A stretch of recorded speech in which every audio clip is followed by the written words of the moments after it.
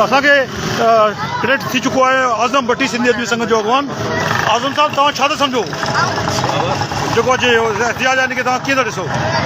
साईं आउं सम्झां थो असांजे समाज जी वॾे में वॾी बदकिस्मती ऐं बेअसी आहे जो न रुॻो टनो मोहम्मद खान पर समूरी सिंध जे तइलीमी इदारनि खां इहा हालत आहे जिते स्कूल आहिनि त बिल्डिंगूं कोन्हे जिते बिल्डिंग ॿार कोन्हे ऐं टनो मोहम्मद खान शहर जे अंदरि खोड़ सारा अहिड़ा स्कूल आहिनि जिन जूं बिल्डिंगूं गुमोनार थियल आहिनि ऐं गवर्नमेंट जे तरफ़ां उन्हनि जा टेंडर थियण खां पोइ ठीका ॾियण खां पोइ उन्हनि जा ठेकेदार कमु करे अध में बिल्डिंगनि जी मरम्मत जो कमु छॾे भॼी था वञनि।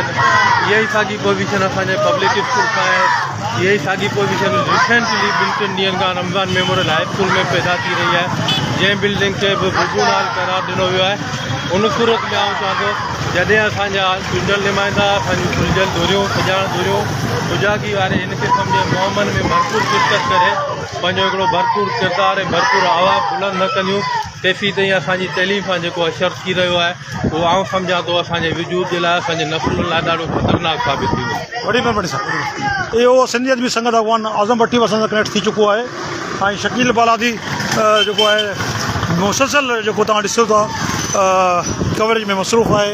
आसिम रहमान मौजूदु आहे हिते। हाणे वरी तव्हां सां असीं कनेक्ट रहंदासीं वरी तव्हांखे अपडेट कंदा रहंदासीं। रिटेल हितां सहकारी थी आहे